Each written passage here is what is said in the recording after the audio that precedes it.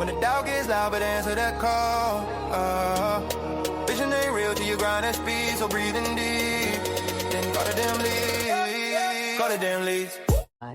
Hey, welcome back to Call the Damn Leads, the show by sales professionals for sales professionals. I'm your host, Drewbie Wilson. With more than 2 decades in sales, I've seen it, been through it, heard about it. Now I'm bringing those stories to you, my favorite people in the world, the sales community. Because let's be honest, this is the greatest job on earth. It doesn't matter where you come from, what background, what personality type, or what gender.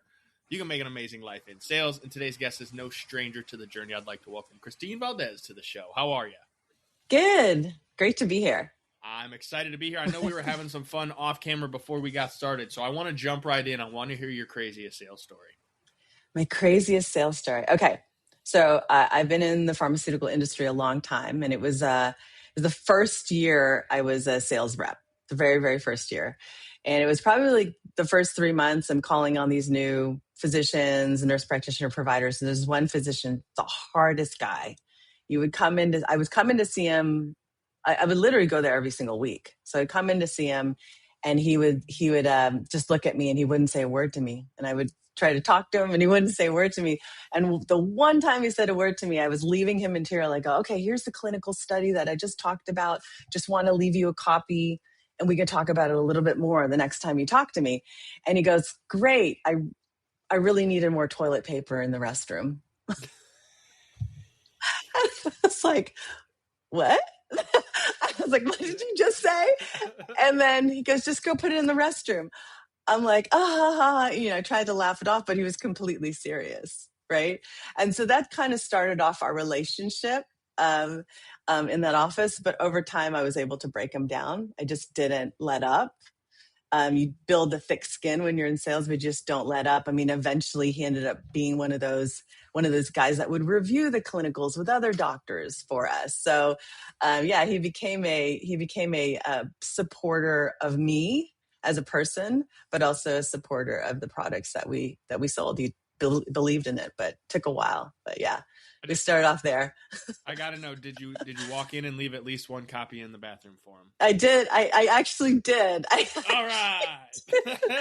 I kind of laughed. I was like, how do I react to this? Do I laugh? Do I get mad? Right? Because you don't want to get the customer to be mad at you because I'm going to go back there again. So I'm like, okay. And I remember tapping it on the top of the toilet, right? I just put it on top of the top.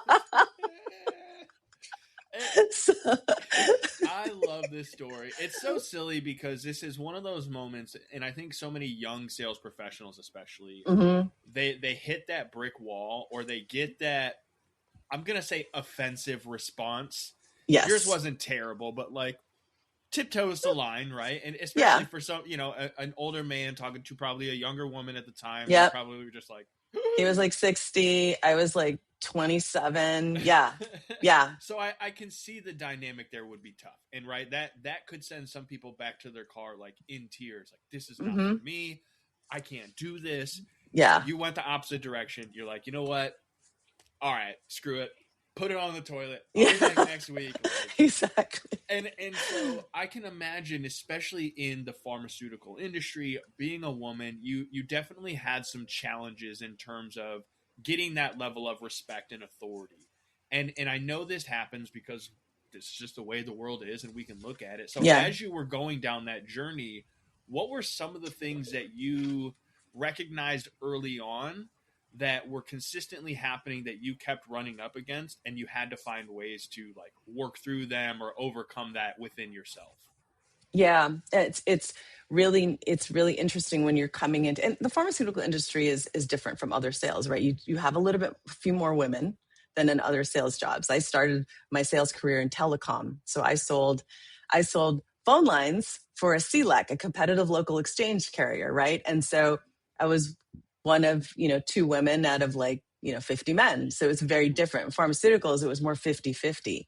But you're right. When you go into pharmaceuticals, you're coming in and there are older men, physicians, and you're trying to educate them on the product and, trying to tell them like, this is the best product for these type of patients, take a look at this.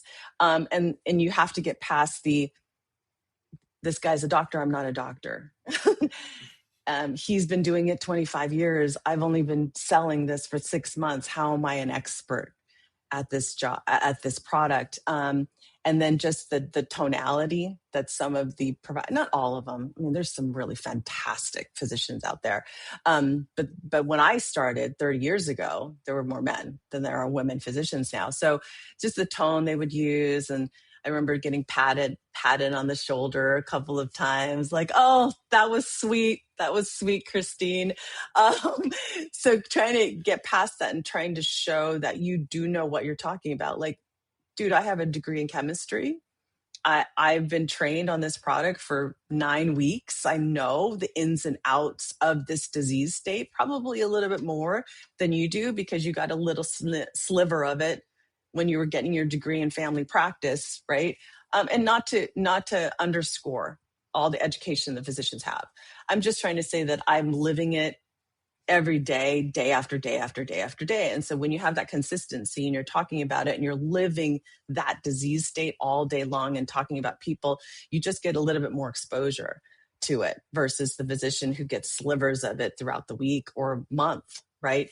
And so just really believing in my ability and what I know and believing that I am an expert at what I'm doing and that, yeah, I may not have as much experience, but my drive to know it really well was there. So that number one was that confidence in that. And then number two, getting past that was I really had purpose. Like to me, I came into the role, in any sales role, my purpose is really to, like when I've been in pharmaceuticals a long time now, right? And so I really believe that what we do is important. Some people don't like what we do, right? But I really believe that it's part of what we do is we're providing this information and we're trying to help as many patients as possible. My product isn't going to be the best product for everybody or the product that I'm selling at the time. It isn't. It's up to the physician. But I'm going to give as much information to the physician. When I was in actual sales rep, I'm going to give as much information to the physician so that they can make the right decision for their patient. If I don't come there giving that information, he or she may not know, right? So I see a purpose in what we do every single day. So that's how I've gone past it. Yeah. I love that. And one of the things I want to touch on there, because I think it's really important to call out, is ego. Mm-hmm. And on both sides, right? There's egos from the doctors because, hey, I'm a doctor and I've gone to school and I have all these degrees and certificates and blah, blah, blah, blah, blah. And like, again, not to underscore the amount of effort it took to get where they are. However, we all know that, if you want your car fixed, you can go to any old mechanic. But if you have a Lamborghini, you can't just go to any other random mechanic, you can't. Right? And you can't. So it's the same thing. And I want the salespeople to recognize that in ego, you're going to have to overcome some of that from some people who are well educated or who do really understand the product or service that you're providing. So you're going to have to prove yourself as an authority and an understanding expert. That does not mean you have to know everything. Mm-hmm. You have to be pretty well versed in it, though, like at least not be BSing people. And I think the other side for you is the ego past yourself to be able to bring yours back and say, hey, listen, even though I am more educated on this than you, and I probably could tell you more about this than you know, I'm going to lay off a little bit and give you some of the leeway to respect. And that meeting in the middle there is where you win the relationship. Yeah. Because in that, in that space, I would imagine there's a lot of other reps with similar products that are trying to win the attention of these people, right? And there's hundreds, where you separate yourself. So that's where I want to go next. As you're in an industry, maybe you're in an insurance or real estate, and there's hundreds of other reps that are doing the same thing that you're doing. What did you do to separate yourself from everybody else? Yeah, because so I was, and I'm going to use experiences when I was a rep, just so for your listeners, because I think they're in the sales process now.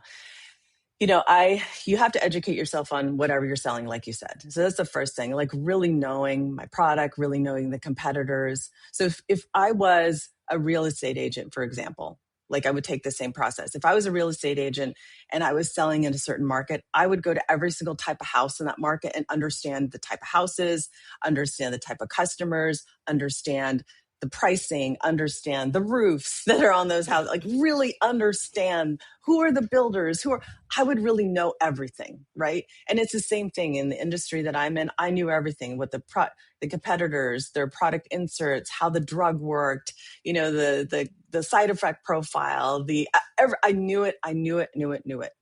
The second thing is I had to know how to articulate it, because in sales, you can know it, right? We can all know it. But if you can't articulate it clearly, then you're not going to be able to sell it. And I realized I was really good at knowing it when I first started. I was not good at articulating it. I was good at chit-chatting with people, and I was good at the science because I had a science background, and I was good at all the analytics and looking at the numbers. I was not good at speaking and actually clearly stating what I needed to say. And I think what I learned through time as I started reading a lot of books on selling, it wasn't just about knowing, but it was articulating it, how you place your words, the word placement, the type of question you start off with. You start with an open-ended question. Do you start with a closed-ended question and then move them into an open-ended question? How many questions do you ask? Do you ask 3 questions in a row, or do you ask 2? And then, right, there's like a nuance. There's a nuance to sales. And I think people don't realize it, right? When you're talking to a customer, like really setting up that pattern of the conversation. Like, when do you give a feature of your product? Is it after the first question, or is it after the first question and after an assumptive close, and then you give a feature? So I really, really got good at formulating how to place words, the type of words you use, how you start a sentence. So I got really, really good at that, so that I can take everything that is in my head and it comes out of my mouth, but it comes out the right way, right? And then the third thing was really, really listening, because when you first get into sales, you're so busy thinking about what you're going to say next. Right? You're like, okay, what did he say? But let me just tell you more about What's my the next line of my script. Exactly. Okay, this is going to create this sort of reaction. Exactly. Here's a feature, here's a benefit. Here's a feature, here's a benefit. Don't give me an objection, right? Yeah. So you get, you would go back to your script, and part of that was really like listening, but you can't listen until you really know. You can't listen to the customer until you know your product. You can't listen to the customer until you get the nuances of how you're going to say everything. And I basically I learned everything. I memorized how I was going to say everything. And I created this like decision tree. So I had this tree, right? Preach, I had this tree, like if I ask this question, what are the possible answers? So say, for example, you go into an office, it's your first time going to an office, and say, hi, I'd like to talk to the owner, or I'd like to talk to the doctor. And they say, they don't see sales reps. What do salespeople typically say? They go, okay, thanks, here's my card. I had an answer for that. They don't see sales reps. Well, can I see them can I come after lunch and talk to them? It wasn't like an answer, but I knew it wasn't really the answer. Like, I knew that when they say they don't see sales reps, it's either true or you're just smoke screening me to get out of there. It's for me to get out of there. So my answer was like, oh, like I didn't understand them. Oh, well then I'll come back after lunch. Right? So like, and they'll say, no, he doesn't see sales reps. I go, okay, well, do you do it lunches? Is there a break? So I always had like another, or I would do it assumptively. I'll say, oh, he doesn't? Okay, well, I'll set up a lunch then. And so it really took the receptionist or this gatekeeper for a spin, but I had all my answers already planted based on my decision tree. And so whatever they said, I would have different answers. And then based on the answer to that answer, I already had an answer. So I kind of memorized this whole decision tree process, and it took me through all of that. So those were probably the top things that I did in the beginning.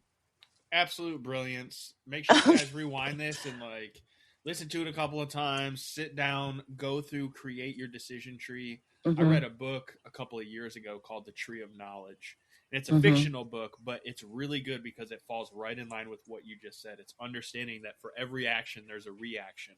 Yep. And if you understand the path through which they could potentially flow, because it's not always going to be the same. Every person doesn't react the same way to certain words or phrases. And so that's the nuance of, okay, you got to listen, so that you Mm-hmm. understand who you're working with, because that's going to give you the indicator of which of these paths you need to go down. And if you're not Yeah. listening, you're just picking a path at random, which is why you're getting random reactions. And so, Mm-hmm. Christine, that was just a masterclass. Oh, And I thanks. appreciate that, because most people skip over it. They don't really think about the layers that are involved with becoming a really true professional in this Yeah. space. And I know that, over the years you did such a great job. You've been able to elevate and kind of progress Mm-hmm. through the space. So where are you now, and what are you really focusing on in this current season? Yeah, right now I'm a leader of a big sales team. So I work for a big pharmaceutical company, and I have a region, which is nice because it's more compact. Because my last job, I had the nation. It's too big. Whew, Um, that's a lot. but I have a lot. I got a lot of people, almost 100 people on my team, probably like 80. I don't know. It's a big number. And so my core job right now is developing my leaders who are developing the people. Right. That's the core of what and so it's different than when I first started as a salesperson. So I'm trying to develop the leaders so that they can become good developers of people, so that they multiply the people they have. And when I say multiply, I'm saying they're leading the salespeople so that they build their confidence, right? With consistency, you build confidence. So they have to be consistent to build that confidence. I'm trying to teach my leaders that they have to build capability. They have to develop that capability. You can't ask people to hit the metrics. You can't ask people to do the sales role if they don't have the capability to do it. And then I'm also teaching my leaders to really have clarity.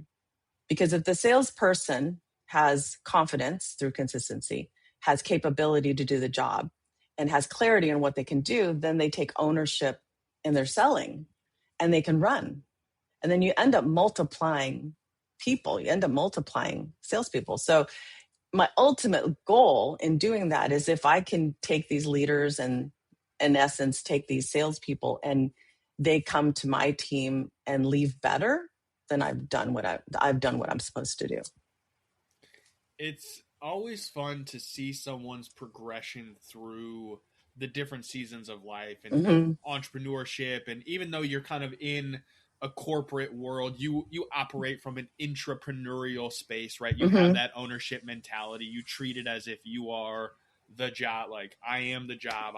I forget what's the phrase Jay-Z says. Like, I'm not a businessman, I'm a business man. Yeah. And I think that it's that level of ownership in your success that really I appreciate, and I know sets the tone for other leaders, because this is something I really see a lot in the space, especially corporate. Yeah. Not to go hating on corporate, y'all, but Don't hate on corporate. Come on. There's a lot of leaders who say one thing, but they wouldn't actually get in the trenches and do that. Yeah. And I understand at a certain level, it's not a leader's job to get on the phone and make calls, but every now and then you got to be willing to jump in there and be like, let me get on a couple of calls with you. Oh yeah. Because I'm giving you everything that I know works. And if you're telling me that it's not, I'm going to go and experience it for myself, because I'll make sure. And I get that vibe from you a lot. Oh yeah. I'll roll up my sleeves and I'll get out there. I go really vertical. I think sometimes people say you're going a little too vertical. You need to like, and so I'm in the field a lot more than most people. Like, I'm all over the place because I really want to see what's happening, and maybe I can see it, and maybe with my leaders we can figure out a better way, right? Maybe there's just little nuance. Sometimes it's just little nuances, but yeah, I like to go vertical. I like to be in the trenches also, just to be part of it, to not only for me to understand, but for the team to know that I'm in it with them. I'm in it. I'm there. I'm not telling you to be successful. I'm in it there so that we can be successful together. So that's it. And I think what's great about that is to use another cliche phrase, right? If you want to go fast, go alone. If you want to go far, go together. That's right. And there's an aspect of leadership that's difficult, because you can be very successful in sales and get promoted to leadership and absolutely fall on your face. It's not for everybody. No. And so what would you say are some of the big signs? Like, if someone is succeeding in sales and they're doing well, what's a sign that kind of shows you like they'd be a good fit to step into leadership? Because maybe we got some listeners that have great salespeople that are like, I kind of need to bring someone up, but they don't want to bring up the wrong person and mess the whole game up. What would you say are some of those We'll use the kids' terms, the green flags, if you will. The green flags. Yeah, there's good green flags. So first of all, you can't see it when they're in their sales role. You have to give them some extra responsibility, right? Okay. So you have to give them some responsibility. Like, okay, instead of just doing sales, why don't you take on this project? And then you can observe it there, because I don't think you're going to see it fully. And like you said earlier, I've seen a lot of salespeople who are successful in sales go into management, and they because it's a totally different skill set. Leading people is very different than being a salesperson. As a salesperson, you're N of one. Leading salespeople, the results of the people is how you're going to get paid, right? So it's not on you, and not everybody's going to sell like you, right? You can't have everybody become mini me's, right?